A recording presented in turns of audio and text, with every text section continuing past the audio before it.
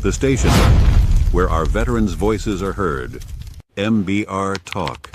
Hey folks, thanks for tuning in. You're giving veterans a voice today. Powered by WorkSimple, where we simplify your mission. Find us on the web at mbradio.us. Lock in every Tuesday, 8 p.m. Eastern, for Tracer Rounds targeting veteran resources. You wonder why life feels like chaos, like tracer rounds flying all around you? That's why I created the Tracer Rounds podcast. Every Tuesday at 8 p.m. Eastern, I help cut through the noise and point veterans to those resources they need. Since 2023, join us. To hear interviews with veteran artists, veteran business owners, and businesses that support veterans. Catch us on Roku, Amazon Fire TV, and MB Radio. If you miss a show, you can listen again on Wreaths Across America Radio every Wednesday at 3 p.m. Eastern. Tune in to see if you are on target. MBR, giving veterans a voice.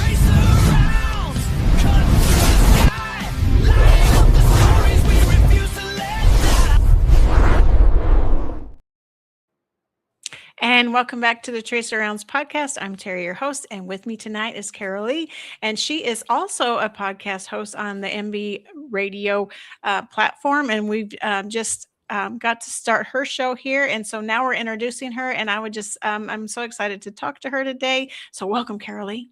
Thank you. Thank you very much for having me today. I'm super excited. Yes, I am too. I was on your show recently, and that was really fun to talk to you. So I can't wait to hear your conversation. So now I get to ask you the questions. I know. And, it's interesting how the different perspectives, because I'm not a veteran, but I am a military mom. So definitely military in this context for sure. Yes. So where did you grow up? Gosh, so I was raised in Nevada. Nevada, okay. Yes, and I spent probably 28 years there, and I ended up getting a promotional transfer to just outside of Memphis, Tennessee, and I was there for about 3 years, and then my family had moved to Montana, so after about 3 years, I ended up moving to Montana. And then from there, I met my husband, had my babies who are now all adults, and 15 years to the day, I'm back here in Tennessee. So nice. So how would you say your upbringing was in Nevada? Were you in one of the areas that's highly traveled, I guess I would say, or was it more low key and in a smaller town, and the bright lights of Vegas and Reno didn't impact you? Actually, so one of the adages back in the day was that Reno is so close to hell you can see sparks. I lived in Sparks. So they were neighboring, little cities. And back when we moved there, I think the population of Sparks was about 30,000, and now it's got to be getting close to 1 million. Oh wow! And yeah, now mind you, it's probably been 50 years, so a lot changes, and I just haven't been back since, I'd say probably 2016. And I would not want to live there again. But I lived in Sparks. I lived in Reno. And yeah, it was, it's a gambling town. Yeah. There's not a whole lot for kids to do. So we would, find means to keep ourselves occupied. And we would try to stay out of trouble, or at least not get caught. So in some of those towns in Nevada, they have wild horses that roam the neighborhoods. They do. Wild Mustangs. Yeah. Yeah. Yeah, I had a friend. So have you ever seen the movie 8 Seconds? Yes.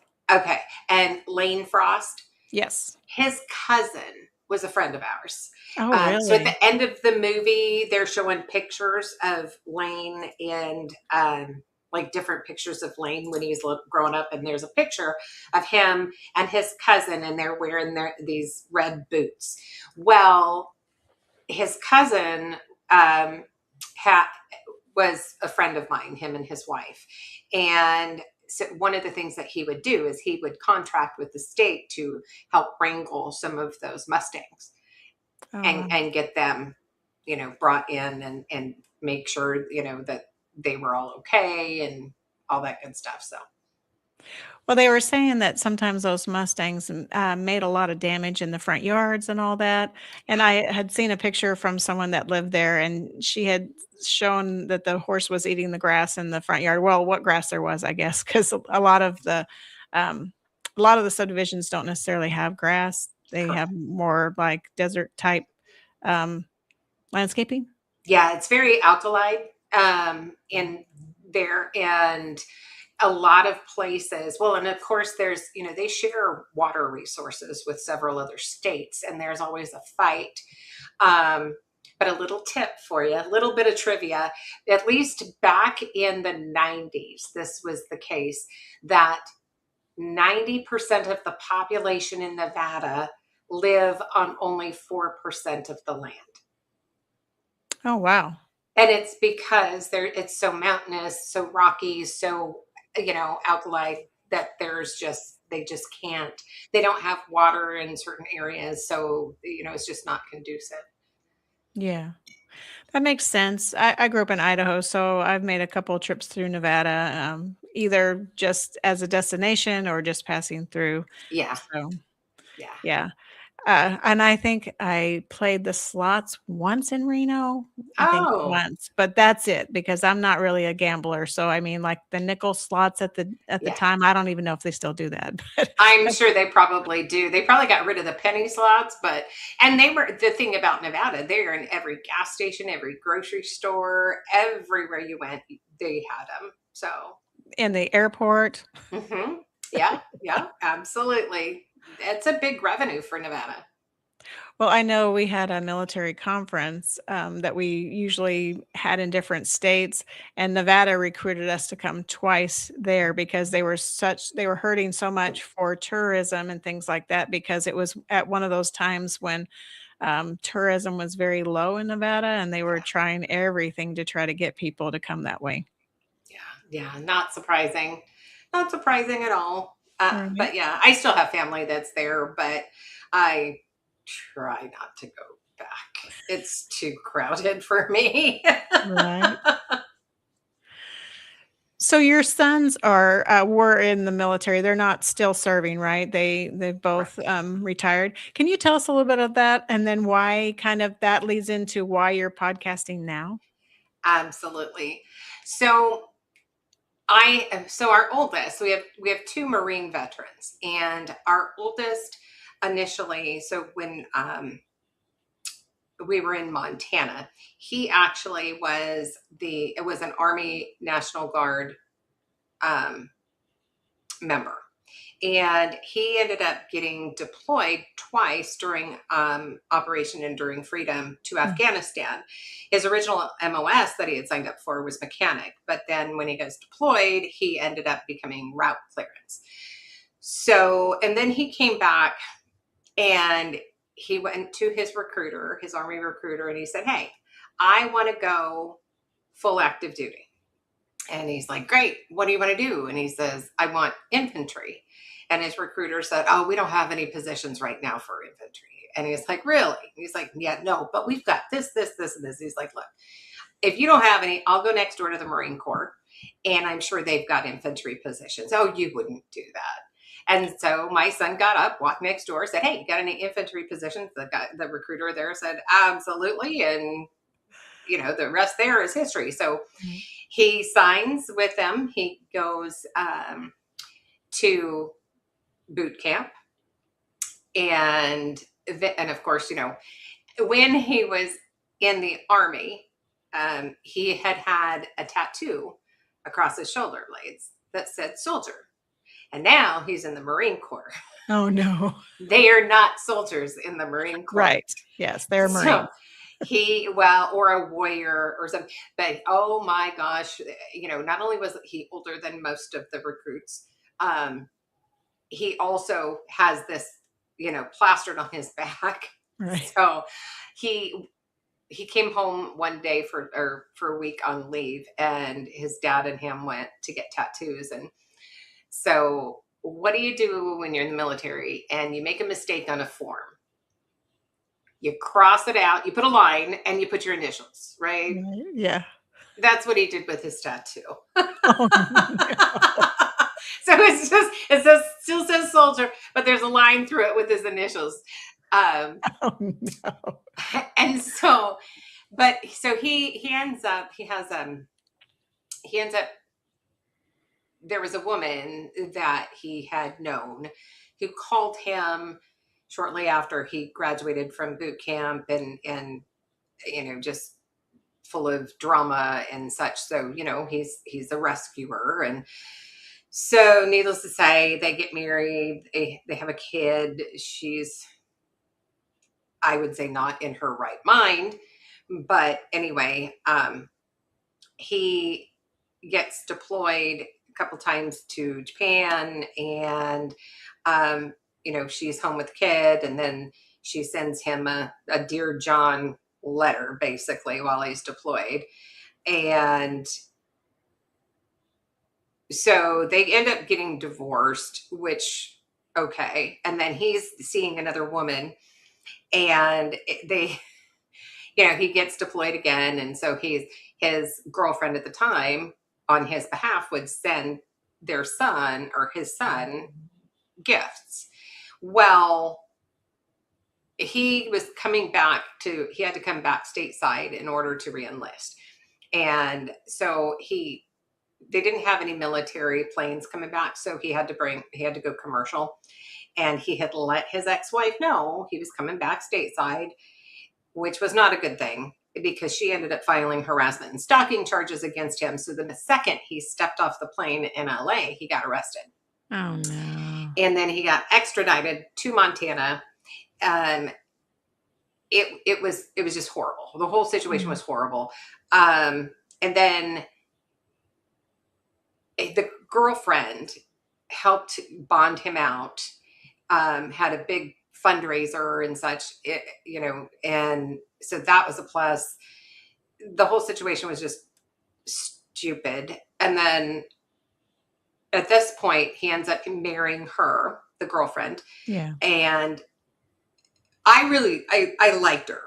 She was funny that she wasn't much younger than me, which was kind of funny, but very straight to the point. But they got married December of 2020. And then in March of 2021, they found out she had stage 4 cancer.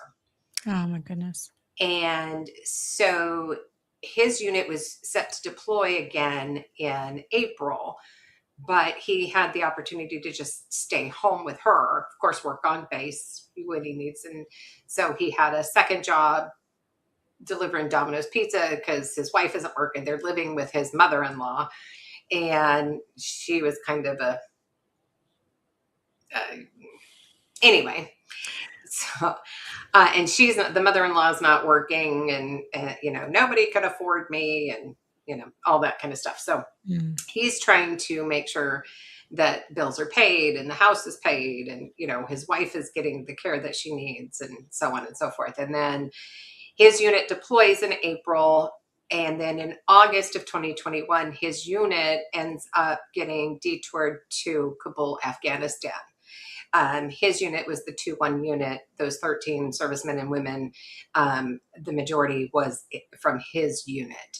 And so as a mom, I'm thankful, but I am heartbroken because I know what he's going through, the survivor's guilt. Yeah. And he just, it really broke him, I think. And then he ended up with a new PDS in Virginia. And so his wife opted to stay with her mom there in California, where all her doctors were. So he went on to Virginia, and it was within, 3 months or so she passed. Oh, and then so then my middle son, he originally had wanted to become a Navy. He wanted to be a Navy SEAL. And of course, that's the whole Chris Kyle thing. Right. And he'd wanted to do that since he was like 12. So we're at a school football game, and the Marine Corps is there recruiting. And so he goes and talks to him, and he's trying, they brought the pull-up bar, and he can't even do a single pull-up, right? And so they're trying to talk him into signing up. And he says, no, I want to go Navy. And he says, well, come on down. We'll set an appointment, come down, and I'll get the Navy on the phone for you, and or have him come over and you can just talk with them. And he's like, okay. So he goes down there, and true to his word, the recruiter calls next door and says, hey, I've got somebody here who wants to sign up with the Navy. And the recruiter for the Navy says, I don't have time to talk to him. So my son says, where do I sign with the Marine Corps?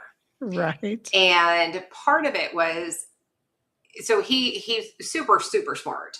They gave him the, what's the equivalent to the ASVAB, the military one. Anyway, the test. I can't remember the name of that.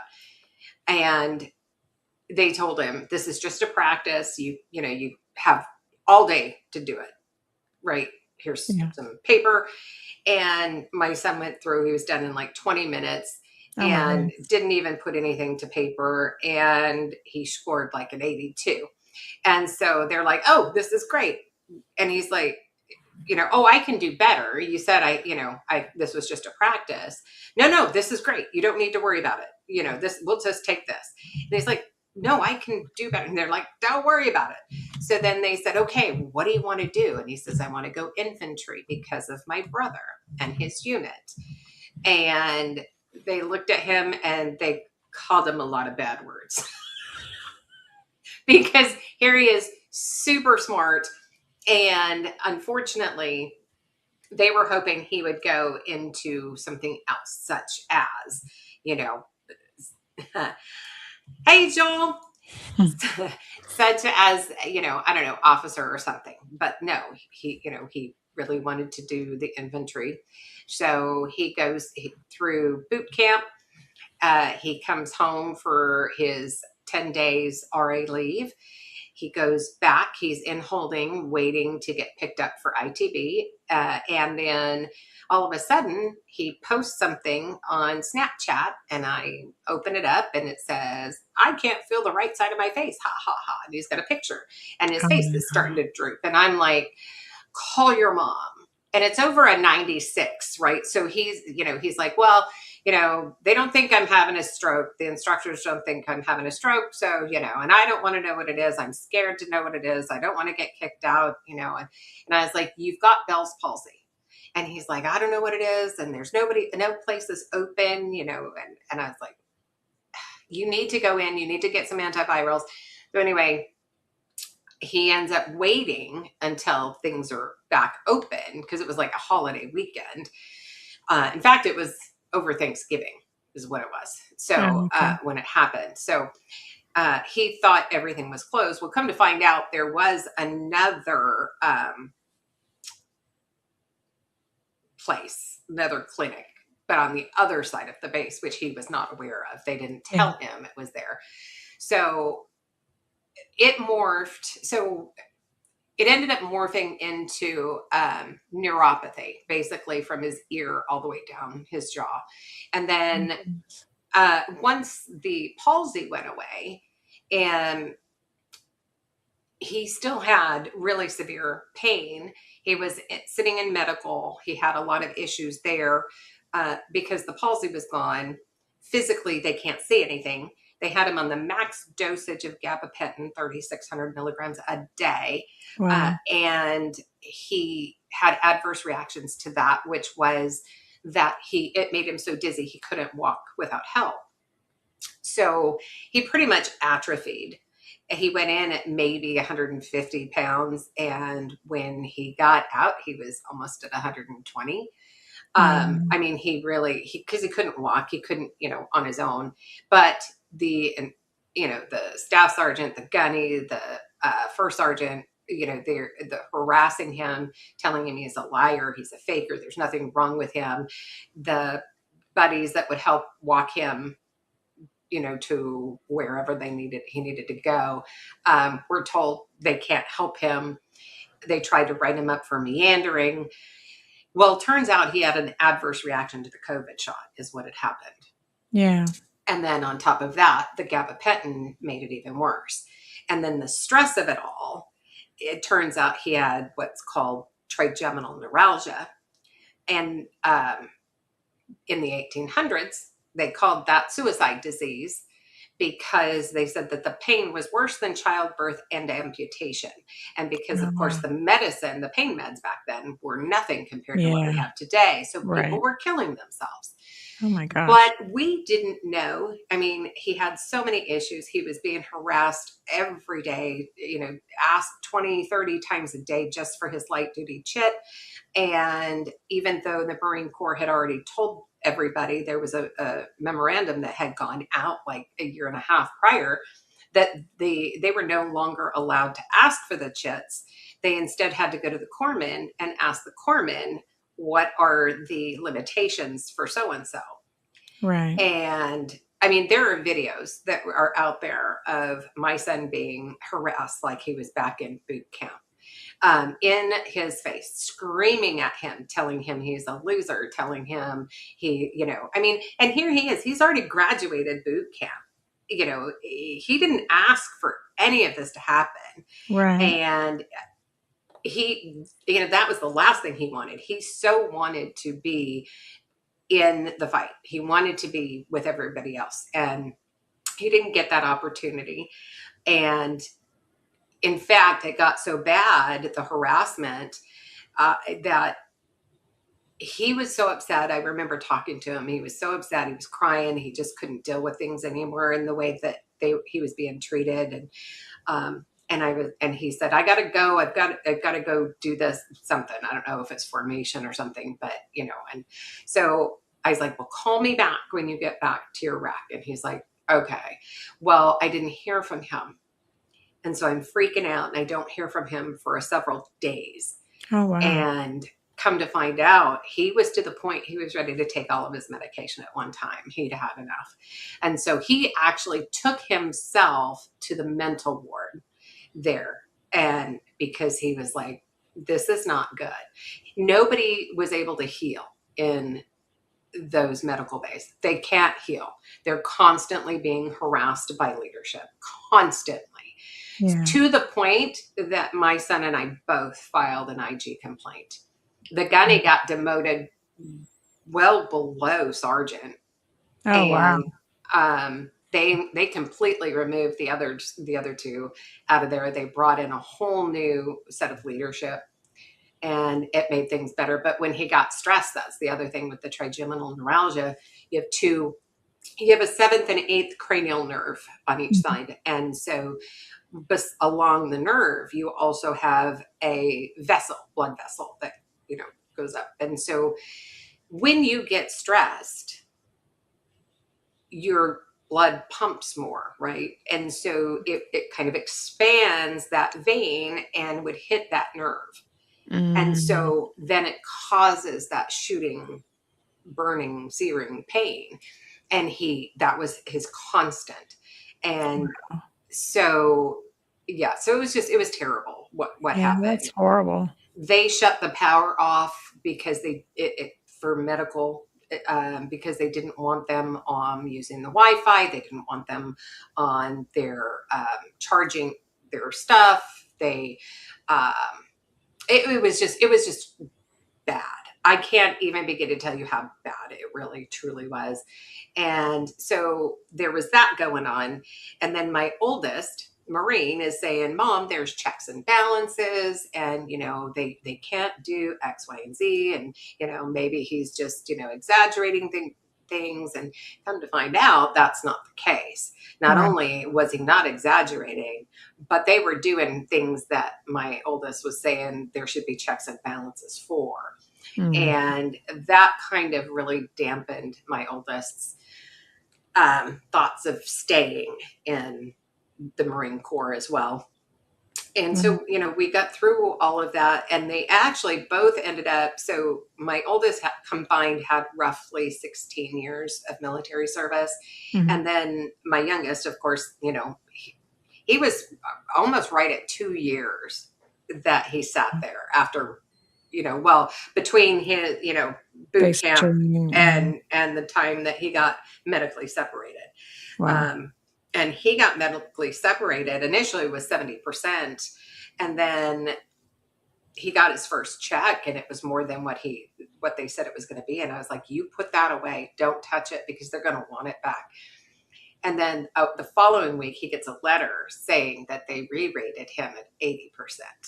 Oh, wow. So it was like, oh my gosh. So somebody actually really looked at it, which was good. Yeah. But between the two, they got out within a month of each other, the same year, just about 2 years ago. And my oldest, you know, he at this time now he's on his third wife, and they have a baby on the way, and he'd been out for a month, and then things started spiraling for him. And you know, he ended up coming all the way home from Georgia.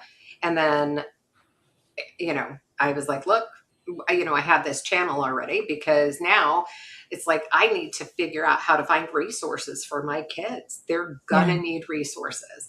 And that's the kind of mom I am. I'm going to find every tool I can. Whether they use it or not is up to them. But I'm going to try and give them every opportunity to succeed, be it, you know, how to become independent, how to do things on your own, and you know, think for yourself, what have you. So that was the start of conversations with a vet. Was just before they got out. I wanted to figure out how to find resources. I didn't know anything about the resources and even how to go about finding them outside of the VA. So I thought, what better way to find these resources than from veterans themselves? And you know what? I could help veterans too by having them come on and tell their stories. So if they come on and tell their story, it's going to help other veterans who may be listening, because not only are they going to tell their story and those veterans that are listening can relate, they're also going to come up and they're going to talk about the resources that they found that worked for them. And that's also going to help any veteran who might be listening, who might not have tried that particular resource. So that morphed. And then my oldest son, as I said, he spiraled, came home, and I took him to the VA, which was like 5 minutes away from my house. And it was, they're like, look, we need to keep you for 3 or 4 days. And he freaked out. And to his credit, he never got out of his chair, and he never threatened anybody. But he called him everything else, you know, that he could think of. And he was home the next morning, because they checked out the channel. They saw all the resources. They knew that, you know, I could have a handful of Marines from different states at my door in a moment's notice to help. And so they let him go the next morning. And here he is now. He's got, of course, 3 stepdaughters, but they have a brand new baby. Well, he's not a baby anymore. He's a toddler. And, he actually just did put together with, through the Legion, the American Legion, he put together a first annual 10K march over Memorial Day. And and that was his way of honoring his unit. And, for the first go, had like 26 people that came and walked, and so super proud of him. He's come a long way, and he just sounds so much better. And then my youngest, Marine, I found through my realtor strange enough, it's a chiropractor. But the chiropractor became a chiropractor because his mother had trigeminal neuralgia, and the only help she found was from a chiropractor, which was what made him become a chiropractor to help others.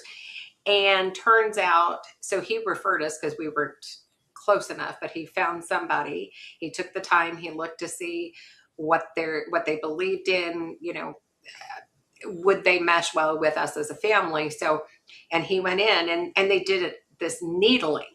So basically you think of like a corkscrew on the end of a needle, basically, right? And they go in the back of the neck and, and I guess from what my son said, he completely passed out, but, Oh my goodness. yeah. And, but he said he went from a pain of like an 8, 9 down to a 4. Oh, wow. And so that's huge. Now he'll need to go back every, so many months or whatnot, but that's huge.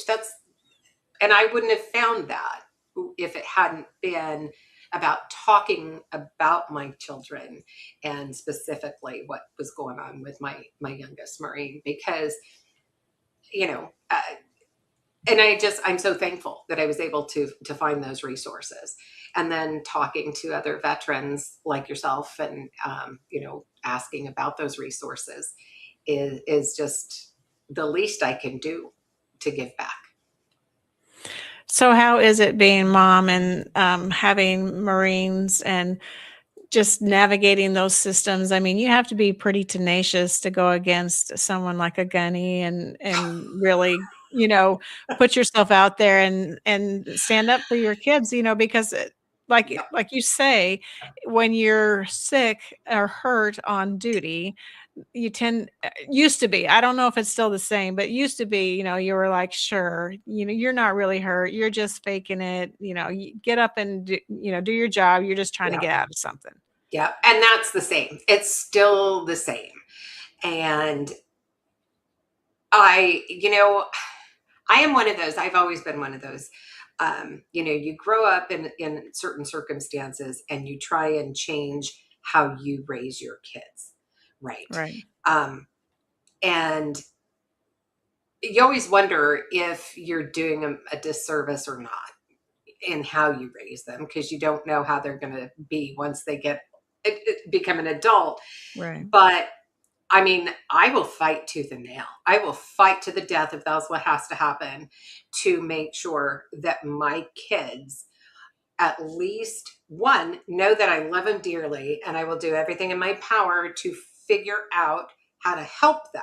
Not to say I'm doing it for them, right? I will find them the tools, but they've got to be the ones to actually pick them up and use them. Right. But in this particular instance, I mean, the other side effect to the gabapentin was that he ended up with severe light sensitivity in one ear, hearing, or one eye, hearing loss in the same ear on that side. Wow. The gabapentin he was having issues putting proper sentences together. So there was a lot of things going on. Memory loss also. So every time he would call, I would have a spiral notebook, and I would write down the time that he called. And then he would tell me about what was going on, what happened that day, and so, who was getting harassed, who was getting, which mainly it was just him. Yeah. But, and then he would say, so-and-so videoed it. And so I'd say, who was that again? And I'd write down the name of who had that video. And, and I just kept track. And our oldest had said, hey, Mom, there's going to come a point you're going to need to file an IG complaint. And I was like, I have no idea even how to do that. And is it something that as a parent I can even do? So he's like, oh yeah, you can. And so I told my youngest, or Marine, and I said, hey, your brother said, this about this. And he goes, well, I don't know. Because now today things are better, but then the next day it's crap. So then he's calling and he's crying and he's upset and, and he's so stressed. And yeah. And so then it just, like I said, it got to that point with the medication, that's when he realized, no, something needs to change. And it was like, okay. I mean, I'd already called JAG at Camp Lejeune. And I said, look, this is what's going on. What recourse as a parent, as a Marine, do we have? Yeah. Because this is what's happening. This is what's being said. This is what they're doing. And that's how I found out that they had already like a year, at least year and a half before, had put out a memorandum about even being able to ask for those light duty chits. But they purposely harassed him. They called him into their office, into the first sergeant's office.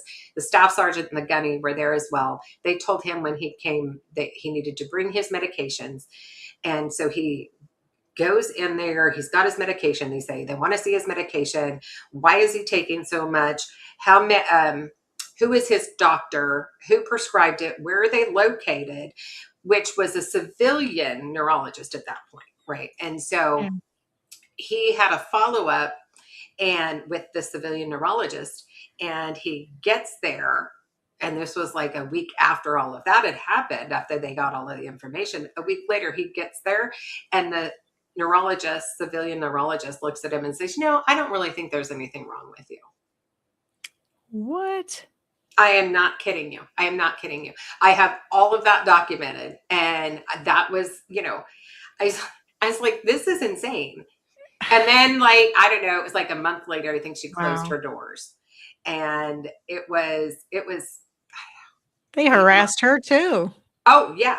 Oh yeah. Oh my goodness. I'm sure that they got a hold of her and said, he just wants out, which wasn't the case. He really didn't. But by that time he actually did, because he'd had enough of their stuff. But but it was like 6 to 8 months before he finally even saw the Navy neurologist. But I had talked to my doctor who had a friend who was a neurologist, and so she gave me her contact number and talked to her and told her kind of the symptoms. And she goes, oh, that sounds like trigeminal neuralgia. So then I'm researching this and I'm telling him, hey, when you go in, you need to tell him about this trigeminal neuralgia, see if that would be what this might be. And because he hadn't even had, that first MRI wasn't I would think a year and a half in before they even did an MRI. Oh my goodness. And so, the whole thing was it was such a cluster. And as a mom, this is not right. I'm going to stand up, not just for my kids, but every other person that's been sitting there in medical, like the one that was his rack mate who'd been there for 3 years with a TBI. 3 years? And yes, and still expected to go out to formation every single day. And you know how many formations they had for medical in a day? 6. 6. Wow. 6. I expected 3, but I didn't. 6 is really over the top. For medical, these people aren't getting any rest. They're not getting better because they're so stressed, and it was terrible. And I just, I hit my breaking point, and I muddled through it. My son says, I'm ready to do it. And I said, okay. He goes, but I don't remember any specifics. I said, that's all right. I got you. And I gave him the dates, the times, everything he said, and he was able to put it all together. And then I wrote mine up, and we got them submitted. And it took at least 2 to 3 months before anything was heard. Yeah. So. Well, I applaud you for your efforts there, because some people would have just given up and just say, put me out or whatever. They would have just let it go and not done anything about it. But I'm really glad that you did, because really, they needed to hear what was going on and know, because I've heard of others in the Army about being on medical hold and how challenging it can be to be on medical hold. Not everyone has that experience, but there are definitely those experiences out there where they're just being tested, and you're just really faking it. You can do whatever. You're perfectly fine. You're capable. You can't tell that by looking at somebody whether they're capable of something or not. You really can't. I told my son, they are not doctors. You do not need to give them any information about it. Your chit says you cannot do X, Y, and Z, period. Right. And that's it. You do not, and that pissed him off. Sorry. That made them angry. Right. That they didn't know, and he wouldn't tell them. But there were times he was like, I'm just going to tell him. And I said, don't do it. I Right. said, because it's none of their business. They Yeah, it's don't not. have the right to know what the doctors are saying is wrong with you. That is a HIPAA violation to the nth degree. It is, yes. And I said, but he'd get to the point and he's like, Mom, I just want out. I'm done. I can't deal with them anymore. I can't sleep. I wake up. I'm afraid they're tossing my stuff again. And, it was just so Yeah. bad. And I was like, you need to hang in there. You need to hang in there. Do not just up and say, I want out. You've got to go through that med board process. You have to. Right. You're going to get home. If you haven't gone through this med board process, you're not going to have anything available to you at the end of it. And, you're not going to be able to work, which means you're not going to be able to have money, which means you're not going to be able to afford to be going to doctors and paying for all of the stuff that you're going to need potentially. Yeah. So, it was a lot of those conversations, a lot of really heartbreaking on my end, to hear him the way he was. So, yeah. Well, I'm glad to hear though things are turning around for both of them, that this is, this chapter is that book is sort of closed. It's not completely closed because you're still dealing with the aftermath, but Yeah. closed in the sense that he doesn't have to deal with that anymore. Yeah. The harassment. So I was curious to talk about your family history in the military, because you have some Yes. storied history with your family members. Do you want to talk a little bit about some of your, I guess, great relatives and how they are tied to Fort Ord and tied to other important events? I would love to. Awesome. So, my great grandfather, Brigadier General Torney, Oh, wow. he and Walter Reed. I was trying to remember the name, and for some reason, a whole other name popped up because I was having this conversation earlier today. But he and Walter Reed were friends and neighbors back in the day, and they together came up with the vaccine for. I want to think that it was yellow fever, and then General Torney also was the one who came up with, for the Army, field medicine. And then he also, under two separate presidents, was the one that he had been appointed the United States Surgeon General. Oh, wow. Under two different presidents. And so those appointments, my family still has literally the original signatures by the presidents. They're framed. It's got the original seal, the whole 9 yards. That's awesome. I know, it's incredible. And then my great grandfather would be Brigadier General Ord, as in Fort Ord. And so he and his wife were friends with the Lincolns, as in President Lincoln. Wow. And, well, at least President Lincoln, not Mrs. Lincoln. And so they had been invited to go to be a guest with the Lincolns at the theater. But Mrs. Lincoln didn't like Mrs. Ord because she believed that President Lincoln was in love with Mrs. Ord, which he was. But so to avoid any conflict, the Ords stayed home. And that was the night that President Lincoln got shot. Oh, my goodness. And then it's quite a bit of history in that regard. There is also, and so there was a small little diary from General Ord as well. Oh, the other thing with that, interestingly, the history books always say that General Lee had surrendered to General Grant. But initially, he surrendered to General Ord. So again, Ord and Lincoln were friends. And even though General Grant, he was already overseeing the war.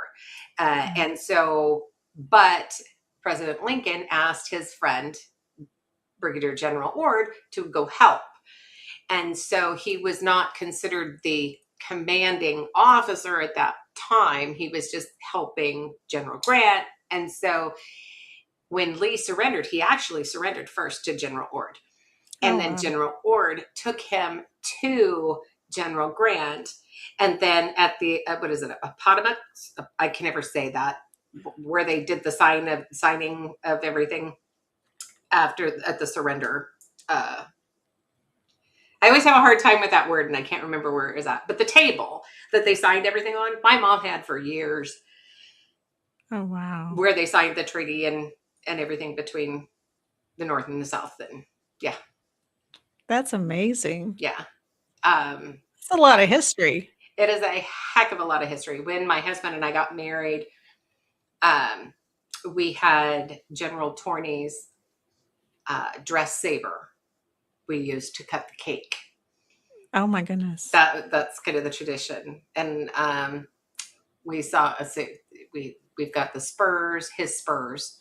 Actually, we have both of their spurs, I believe. Their sabers, there's different appointments. And then would be on my mom's other side would be Ryan. And I can't think, John Ryan, I believe. And we have his appointment by a president. And I can't remember what his is, but it's signed by a president as well, for where he had gotten promoted over the Army. I can't remember exactly what it was, but wow. Yeah, lots of interesting little tidbits.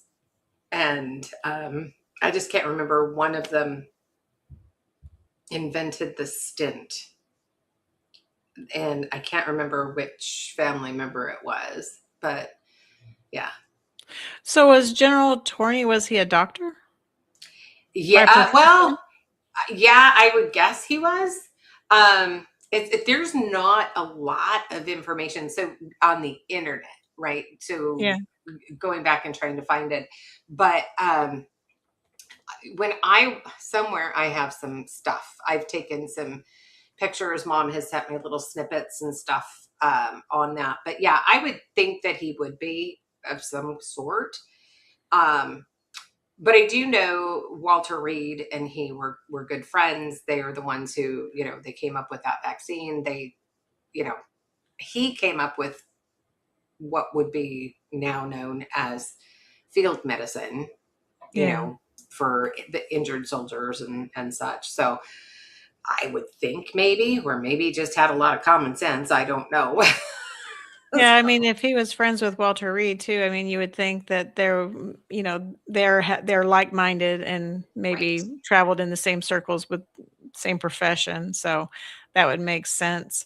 But yeah, I didn't know that. That's really neat. But that whole Lincoln story, that's amazing. That, I mean, like they literally dodged a bullet by not going to Yes. the theater that night. Yeah, and strictly because Mrs. Lincoln did not like Mrs. Ord at all. But she was very jealous anyway. But yeah, she'd always been very jealous individual, especially after her son passed away. So she just kind of got really into her own head. There was a movie about it, or maybe it was a book. Maybe there's both. I can't remember. I do remember reading a book, but I think I saw some kind of a movie or a documentary or something too. And she just seemed to be really jealous of other women and stuff. So That's interesting. I'm gonna have to look that up. I know. Just see some of the history that I obviously we all pretty much understand what happened to president, but the whole dynamic around it, we probably don't understand as much as there is to know about it. Right. And it's pretty limited on what else, that we know as a family. Yeah. We only know what was kind of written in there. And I don't even remember. I don't think I didn't go through it. but Mom handed it to me, and I just kind of flipped through the pages and then handed it back, because my job was to basically take inventory, so that when, heaven forbid, there'll come a time where we all pass, but Right. when their time comes, she just wanted to make sure that we had a list of what was history, what was family heirlooms, and antiques and things of that nature. Because not only that, I can't remember, I want to think it was probably Torney, that he had been over, I don't know if it was in the Philippines or where, somewhere there was a king and queen. It wasn't England. And he had helped them with something. And they had given him to give to his wife, like the queen had, or whoever she was, like a shawl and some other odd and end stuff. And to this day, my mom still had it. So, it's incredible, the things that they had accumulated over the years of, gifts that had been given to them, that had just passed down. So, yeah. That's But awesome. a lot of it ended up going to museums all over. One of them was during, I believe it was General Ord's tenure. When he was there, and I think had been in Pennsylvania, and the flag that had flown, the American flag, had been shot all to heck and tore up, and my mom had that flag. And so she recently, when I say recently, within the last few years, returned it back to Pennsylvania, because it's their history. And so she has, she got a big thank you. There was a big thing that they had, done. So she's got all of that documentation written, signed by all the senators and stuff up there. And yeah.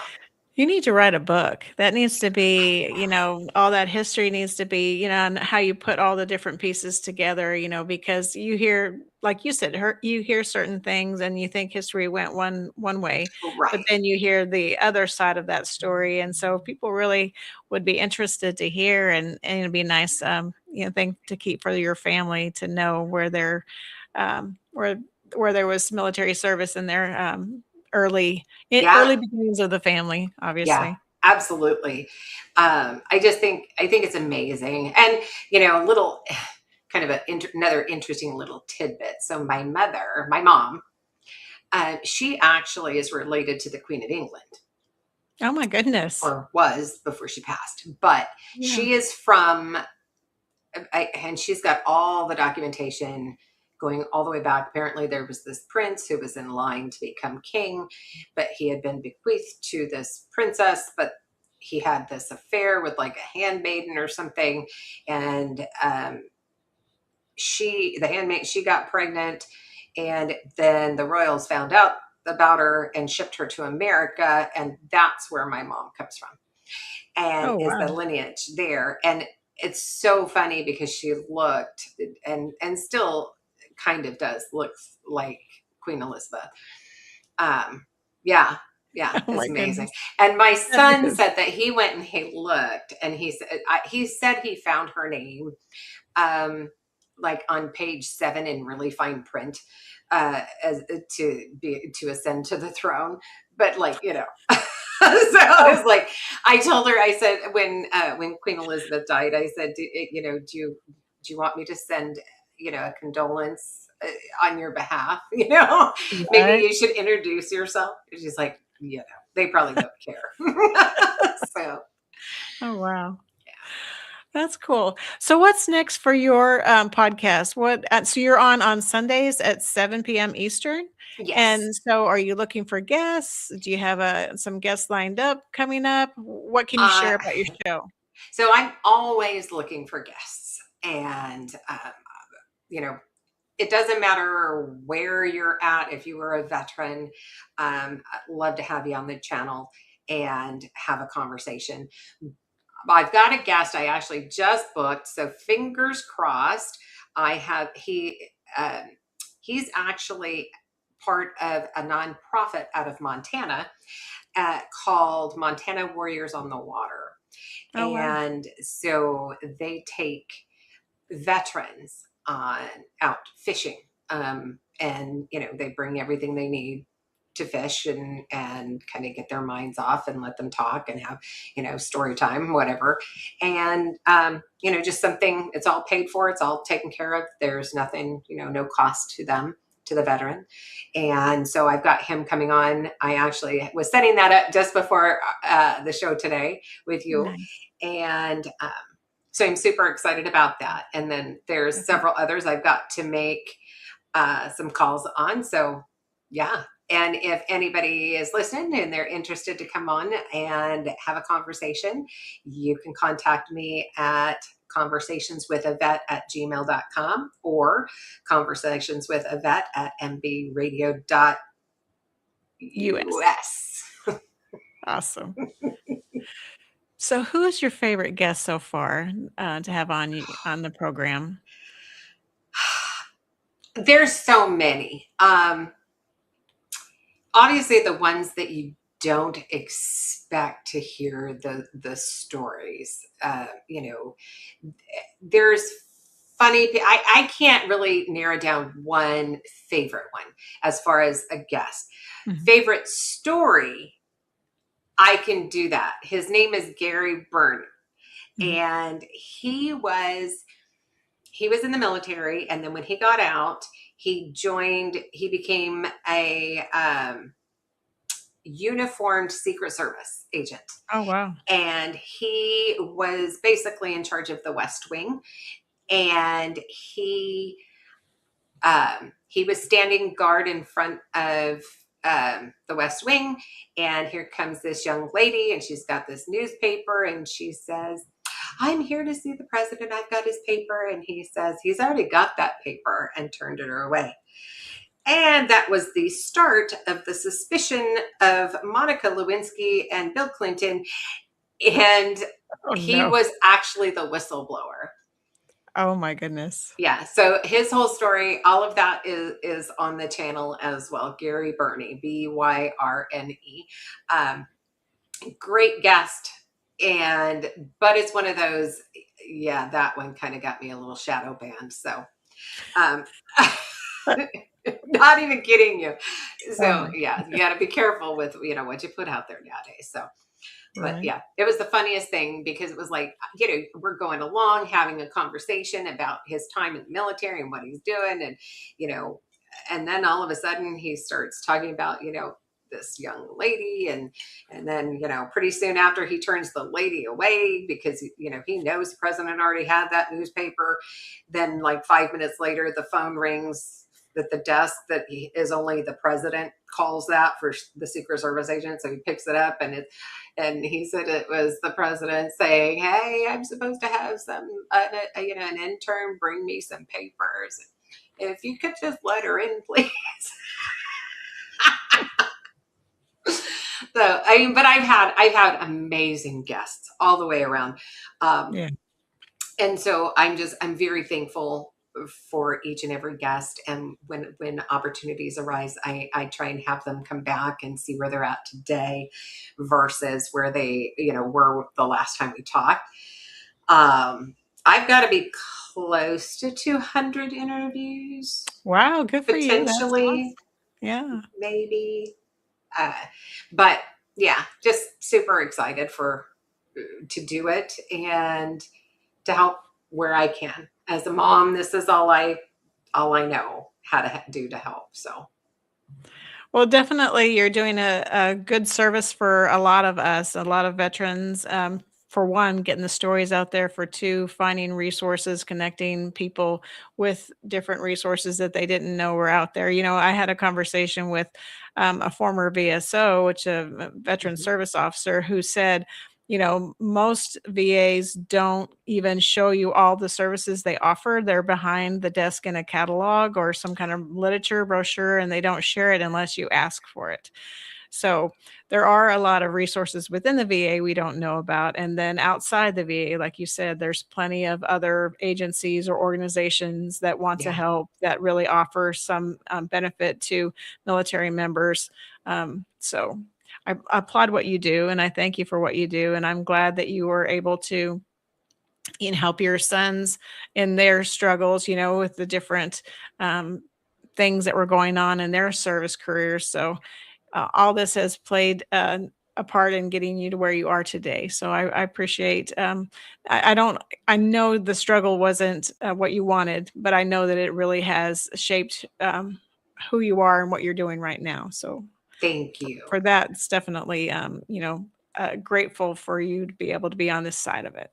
Thank you. I'm loving it. And I love our veterans and everything that all of you have done to help not just the country, my kids and everybody else, the role models that you all are to those who want to join. So thank you.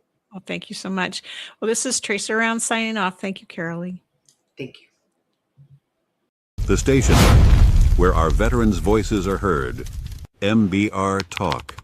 Hey folks, thanks for tuning in. You're giving veterans a voice today. Powered by WorkSimple, where we simplify your mission. Find us on the web at mbradio.us. The station where our veterans' voices are heard. MBR Talk.